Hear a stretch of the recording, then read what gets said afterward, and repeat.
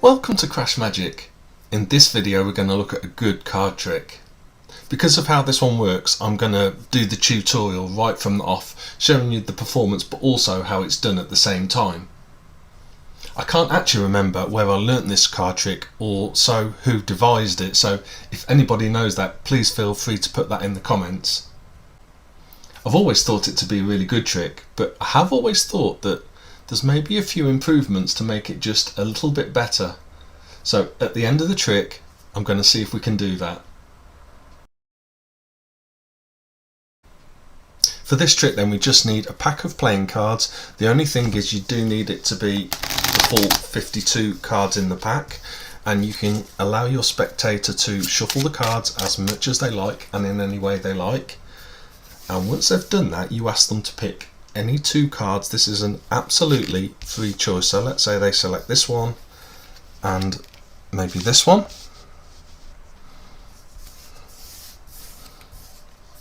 Okay, and when they've done that, you can, if you like, allow them to shuffle the cards again.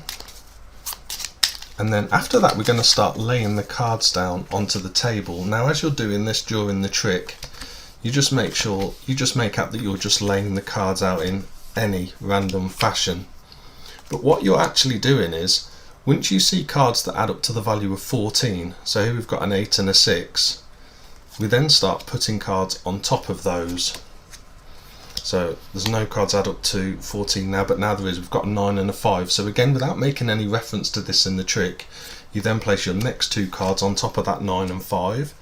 Now we've got a queen and 2s.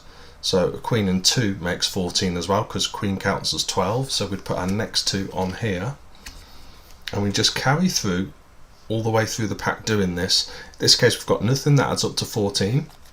So the next card we just put down in an empty space. Same again, same again, same again. We need more space here, so we'll use up here. These are coming out in a bit of a funny order, so we're having to create a lot of piles. But now we've got a queen and a 2 and an ace and a king. We've got a 9 and a 5. As I say, you just do this without making reference to the spectator at all, so they just think you're laying out the cards in any fashion. You don't tell them why you're doing this at all. Queen and a 2. We've got a 9 and a 5, or 8 and a 6, no. Jack and a 3, Jack is 11, and 3 makes 14, and another Jack and a 3 here, and then we've got 2 7s make 14. 2 7s, getting towards the bottom now. Jack and a 3, Jack and a 3, and we've got a single card left, so again we would just lay that down on the table. So now all the cards are dialed out. What we'd then do is pick the cards up, but we pick them up in a certain order. Again, we don't make reference of this to the spectator, but again we're going to pick them up to make 14. So we'll pick up this pile that's got a 10 and a 4. There's a king and an ace makes 14, a 9 and a 5, a 10 and a 4, an 8 and a 6, a 9 and a 5. We're nearly there yet. A king and an ace match. Now as we come to the end here, we can see these two piles here don't match. They don't add up to 14.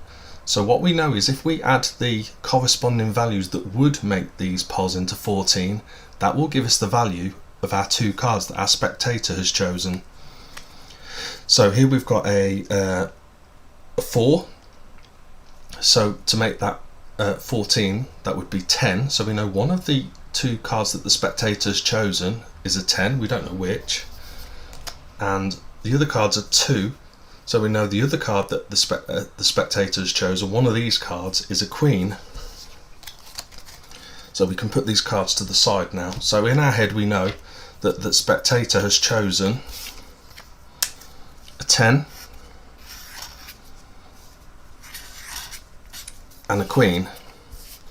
As I say, we've no idea which card is which, and this is the end of the trick as it would be. You would say to your spectator, oh, I think you've chosen a 10 and a queen. You'd pick the 2 cards up and say, oh yeah, look, there's the 10 and there's the queen, or there's the 10 and there's the queen, depending on how they came out. But as I say, we're going to try and do something now where we attempt to make this trick a bit better. So I'd like it really if I could say, oh yeah, this card, it's this, the 10 is this one, or the 10 is this one. And the other thing, it would be really nice, wouldn't it, if we could actually say what the suit of the 2 cards was as well. So I set about thinking how we could do this, how we could improve this trick. So I thought of lots of sneaky ways, maybe steps I could add, things we could do. To be honest, I was struggling until finally I did come up with a method that does give us a chance of doing this. Now, this is a method, I don't know if you'll have heard of this method, it's not used very often in magic tricks. So the method is called guessing. That's the best I could come up with, we could guess. Now, maybe that's not as bad an idea as it first sounds, because the chance of us guessing the suit of this card, 4 suits, 1 in 4 chance, that's not too bad. Chance, of course, of guessing this one independently is the same, 1 in 4, not too bad. But of course we want to get the suit of both of them right, so you've got to combine that. So 1 in 16 chance of guessing the 2 suits correctly for each card. Not too bad.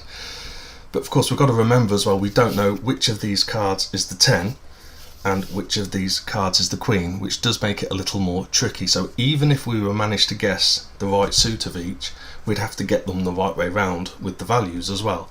So 50-50 chance of that. So now we're on a 1 in 32 chance.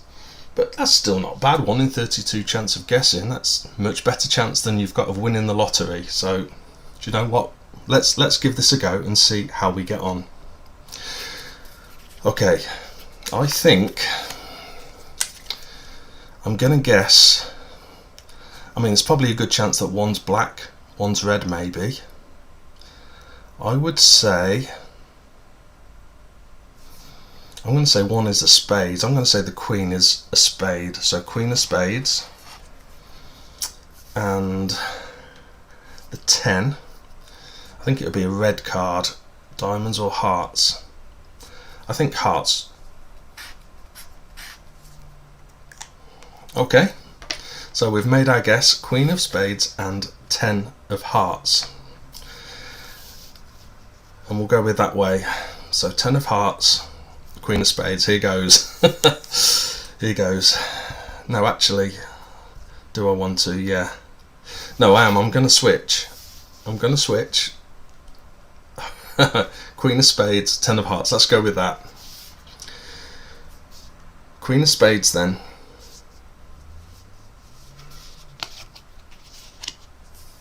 And 10 of hearts. And that's how you make a good trick a great trick.